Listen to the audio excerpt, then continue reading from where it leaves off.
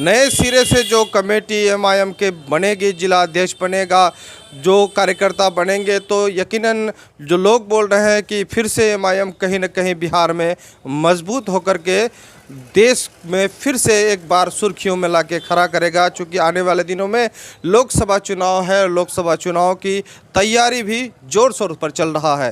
तो देखिए, मजलिस इत्तेहादुल मुस्लिमीन की कमेटी और मेंबरशिप के बारे में आज से 6 महीना या साल भर से बातें चल रही थी कि एमआईएम को बिहार में मेंबरशिप और इनकी जो कमेटी है मजबूत होनी चाहिए।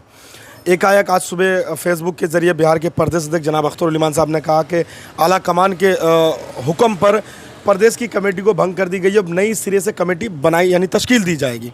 यकीनन जब कोई पार्टी, ये रहा है सियासत में कि जब कोई पार्टी नई सिरे से उभरती है तो वो पार्टी कमेटी भंग करके नए लोगों को और अच्छी तरीके से जोड़ने का काम करती है, और वही मजलिस इत्तेहादुल मुस्लिमीन यहाँ शुरू कर रही है।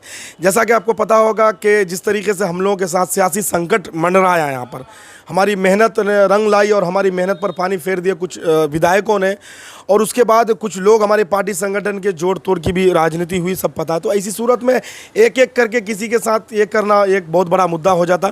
इसलिए पूरे प्रदेश की कमेटी को भंग करके अब नई तरीके से कमेटी बनाई जाएगी इंशाल्लाह, और मजबूत कमेटी बनाई जाएगी, और ऐसी कमेटी हो गई कि संगठन के तौर पर हम लोग मजबूती के साथ खड़े होंगे और फिर चुनाव के मैदान में हम लोग आएंगे और इंशाल्लाह जवाब भी देंगे। 2024 के लिए ये नया कमेटी किस तरह से रंग ला सकता है? 24 की तरफ या इलेक्शन के बारे में तो ये प्रदेश की तरफ से या जनाब अख्तर उल ईमान साहब या जो भी पार्टी के कारकुन हैं उनकी तरफ से कोई बात नहीं आई है, लेकिन ये है कि हम लोग संगठन को मजबूत करना चाह रहे हैं। हमारी संगठन मजबूत होंगी, हम अपने संगठन को बल देना चाहते हैं, हम संगठन में ज़्यादा से ज़्यादा लोगों को जोड़ना चाहते हैं।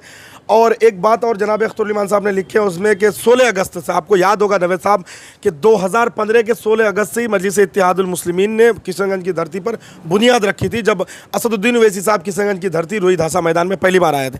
और इसी लक्ष्य को, इसी को टारगेट बनाते हुए हमने फिर 16 से ही मेंबरशिप का काम शुरू किया। तो यकीनन हम जो मेहनत पिछले दिनों की है उनसे कई ज़्यादा मेहनत करके संगठन को मजबूत करना चाहते हैं।